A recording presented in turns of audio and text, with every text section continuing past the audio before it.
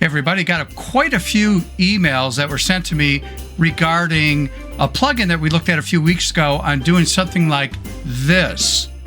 And a lot of people are having trouble with that free plugin, which I agree with. So we're going to take a look at how to do something like this in Photoshop. So we're going to start out with something like this, and then we're going to turn it into this. But let's go further. Let's do this. Hey, let's continue on and let's do this.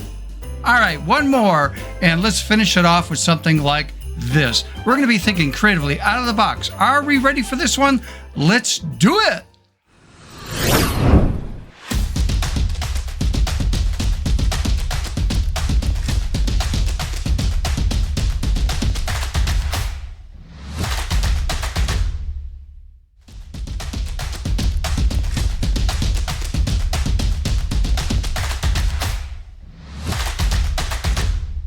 Hey everybody, welcome back to my channel. If you're new to the channel, this is dedicated to photography and as a photo artist. And yes, everybody, happy holidays. Look at what I'm wearing. I don't know if you're gonna be able to see that. This is my ugly shirt that I wear once a year with obviously my hat. Anyhow, everybody have a great holiday and a safe one, and looking forward to a new year, 2025, coming up really fast. Okay, let's dive into our program.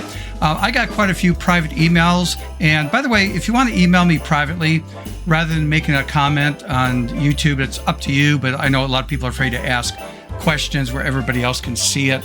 So my email address is right here at the very bottom. It's stephenphotoartist@gmail.com. Okay, let's take a look at something that I recorded a few weeks ago. Somebody had made a recommendation to me as to what do I think about this plugin, which is free, called Gmic, or some people call it Gimmick. Call it what you want, but it's Gmic. I'll put the link in the show notes at the bottom here, so you could go look at that video if you want. There's pros and cons with the plugin. Number one, and I'm going to show you that here in a second, but it's a little bit buggy, and it doesn't give you what you want all the time. I would never use it at all for client work.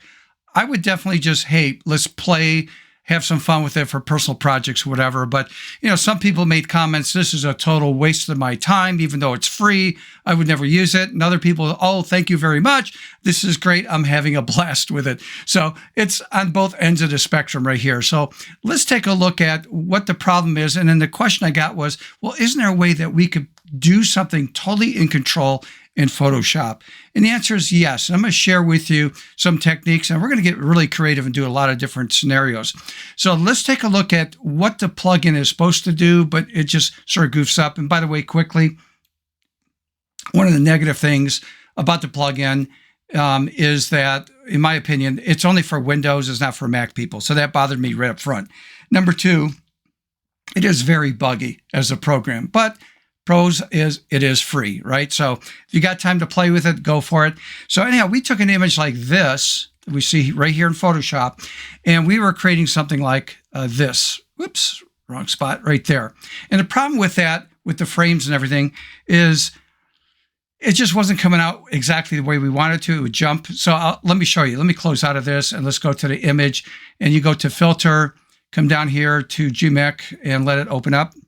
And just for the new people who's never seen this, if I go over to a category here called Arrays and Titles, and you come down to an area called Loose Photos, this is where you can play with sliders to get the look that you want. The problem is, once you decide this is what you want, you click on Apply and then OK at the very bottom, the end result tends to jump and you get something different. It wasn't exactly the design. So, and then you're very limited what you can do because it's done right there, embedded into the image. So let's do something a little bit more creative. Let's jump into Photoshop here with a different project. So since it is the holidays, we're going to take a look at Mr. Santa Claus here. So I'm going to choose that to open up. And this is the image I'll be working with. Okay, so let's do some creative things. Now, this is just a simple image. You're going to see on the far right, this is my background image. And let me expand this a little bit so we can see this. What I'm going to do is grab my marquee tool, selection marquee tool right here, or M on your keyboard. And I'm just going to come here and click and drag over this area right here. And I'm going to make this a little bit bigger like that. And with that selected, I'm going to do Control J or Command J on a Mac. So I cut a copy of that selection right here. And then I'm going to come down to here at the very bottom where it says Effects. I'm going to click down on that. You get a little pop-up window, and I'm going to choose Stroke. Now, when I choose Stroke, it's based on the resolution of your image and what's going on. You're going to adjust the size of this. I'm going to change the color here. Let me move this over so we can see this. I'm going to change the color by clicking once there. I'm going to make that white. So I'm framing it out in white. Make sure the position is set to inside. Usually by default, it's set to outside and you get these rounded corners. I like it on the inside. It squares it off. And then the size over here, you can adjust the size. So I'm going to leave it about like, say, right there as my frame. And then click on OK to accept that. Okay. Now you could move that if I grab my move tool, but it's, you're duplicating that area. So I'm going to undo that. I'm going to leave that alone. Oops, sorry about that. Control Z to move that back. Now what I'm going to do is go back to my base layer, the background. I'm going to share a little trick with you. Grab the marquee tool. I'm going to go over here, do a click and drag motion like this. And I would like to rotate that. So the rotated, don't do this. Control T, because that would be my normal reaction. Go to the outer corner here to rotate, but you're really cutting it out. And I don't want to do that. So let me undo that. What you want to do is with the selection activated, go to Select drop-down menu and just choose Transform Selection. Then you can go over here, click and drag to reposition. You can move it around too if you want, but reposition it the way you want it to be. So I'm going to move it up about like right there, move it down a bit. And let's say I'm happy with that. Or let's tilt it up a little bit more, then enter on the keyboard. Then what I'm going to do is Control J, Command J on a Mac to duplicate that layer up again. But check this out. I'm going to apply the stroke, but I want to apply the same settings on the stroke. So instead of coming down here to choose the effects and choose stroke, I already did it up here in that layer. So what I'm going to do is hold down the Alt key, Option on a Mac, and I'm not going to let go. So I'm holding the Alt key down. I'm going to go over the effects, click down with my mouse and drag down, and I'll let go of the mouse. Now I let go of the keyboard. And what that did was it just duplicated that effect for me. So I didn't have to go to the dialog box. Now I'm going to do one more, and that is with the selection tool again. I'm going to go over here, just do a click and drag. And then I'm going to go to Select drop-down menu, come down to Transform Selection. Let's rotate that a little bit and enter on the keyboard. In fact, let me move that to the left a little bit and then enter on the keyboard. Then I'll do the same thing before. I've got to make sure I'm on my base layer right there. Control J to copy that up. And then again, hold the Alt key down, Option on a Mac. Then I'm going to go over here, click and drag to copy that stroke effect right there. So this is, again, just you can keep building on this if you want. 3, I think, looks really cool as a composition here with the framing. But think about doing things like this. Okay, we got that done. You could, if you want, say, I'm going to take, let's say this layer right here, click and drag it above the middle one, and now the Santa is above it. Or let's go back to the way it was before. Let's put it below. All up to you, but you could change that based on your liking. But how about doing something like this? I'm going to come down to the bottom here, and I'm going to choose, let's go to the pop-up menu here. This is the Oreo cookie dipped in milk, and we're going to choose black and white. And I'm going to make the background black and white, and you can make adjustments here in the far right in properties based on your needs, and that could be a really cool effect. So that's another effect that we could do using Photoshop that we couldn't do, say, in that plugin right there. How about something like this? Let me turn that off, and let's do this. I'm going to duplicate the layer, Control J, and I'm going to come over here to the, let's do this first. Right mouse click, and let's convert that to a smart object. Then I'm going to go to Filter drop-down menu, and let's choose blur. How about a Gaussian blur? And then you could play with the blur.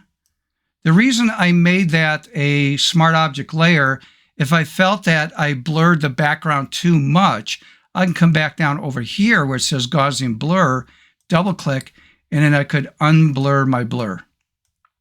Okay, so this is, again, is just adding some more creativity. Go for it. So again, if I want that to be black and white also, we could click on that. And now, so you also have a blurred background right there. So again, we're thinking creatively out of the box when we do this, but let's do one other thing. And that is, let me turn that off. And yeah, I'm going to get rid of this one. I don't need this. So again, I'm just sort of playing with this. Now I'm going to frame this, and I'd like to do what's called a double frame to do something creative. So I'm on my background layer right here. Now check this out. You got to come over here because I'm going to put a layer below the background, and you can't. That's the rule. So, and by the way, before I get into this effect, if you can do me a favor, if you're learning anything, please do me a favor, and that is like the video. If you're not subscribed, please subscribe and hit that notification bell. That way, the next time I upload this video, you'll get notified on that. And one other thing, I need to thank everybody for this entire year and helping me out. This is not a sponsored video. It's a small YouTube channel, and it motivates me, but I appreciate the people that have been donating to the channel at buymeacoffee.com/Stephen Photo Artist. So if you're new, let me just pull that up really quick. Let me find that right here. And when you come to the website, and again, the link will be in the show notes. It's right here at the bottom of the screen also, but buymeacoffee.com/Stephen Photo Artist. Here you can donate a coffee. This is not a membership type thing where it's every month. Whenever you feel like it, you can click on there and donate a cup of coffee, maybe 3 cups of coffee. I've had somebody who did actually 5 cups. But don't forget this. There's a tab here called Extra. I'm just throwing this out for the new people. And then I have 3 different things I have for sale, very economical, 7, 7, and 5. This is one of my most popular one. It's a template format. You click on this, there's a promo video right here that shows you what this is about. And if you want to add that to your cart, it's $7 right there. So that's just another way of supporting the channel. So I really appreciate the ones that have been doing this throughout the year. Okay, so with that out of the way, let's take a look at another technique that we can actually do, sort of class this up at the very end. And again, we could turn these on and off if we want, but I'm just going to go to the base here. I got to make sure I unlock this because I got to put a layer below this. So you just click on the padlock there, and now it's a normal layer. So now what I'm going to do is I'm going to go to Image, drop-down menu in Photoshop, and I'm going to choose Canvas Size. Now here's what's important to know in the dialog box. Number 1, if I turn this relative off, this is actually showing me the exact dimensions of this canvas in inches right here. So this is a fairly large image.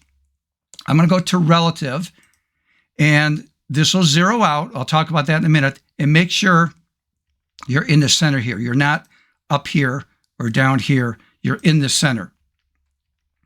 So the width, I'm going to put in 4 inches as a width and 4 inches as a height. And what that's going to do is expand the canvas, but it's going to put 2 inches all the way around. So when I put 4 inches for the width, it puts 2 on one side and 2 inches on the other side. You may have to experiment with the size of how many inches you're going to put in there based on the size, physical size of your entire project right here, that entire image. So if I don't like it, it's like maybe too small or too big, I would just undo this and come back to the dialog box and readjust that. So when I click on OK to accept that, notice that what it did, let me slide this to the left here so we can see everything. So you can see that it expanded the canvas, but the key thing is it's transparent. That's really important. Now I'm going to come down here to the, let's say the Oreo cookie dipped in milk again. Again, that's not the official name. I just call it that. I heard somebody from Adobe years ago call it that, and I just thought that was pretty cute. I'm going to choose solid color. And when I choose a solid color, I'm going to make it white right there. Click on that to accept that. Click here and drag it below.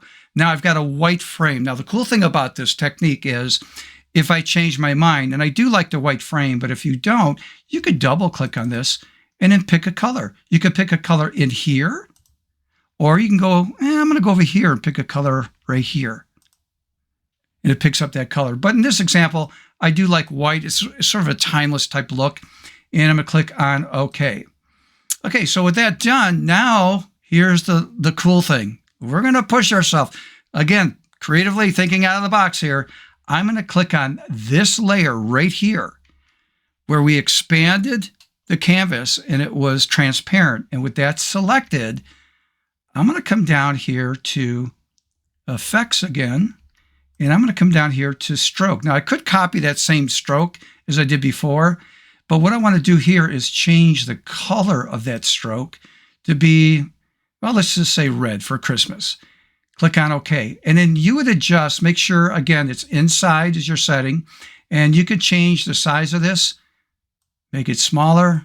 It's all up to you. Or you click here on the color and say, oh, I'd like to pick a color off, say, that wood burning stove right there, and click on that, click on OK, and there I go. So pretty cool. You can make that color any color you want. And if you really want to class this up a bit more, how about if you pre-made a signature? So I'm going to grab here in my library. I do have a signature, and I'm going to click and drag to drop that in.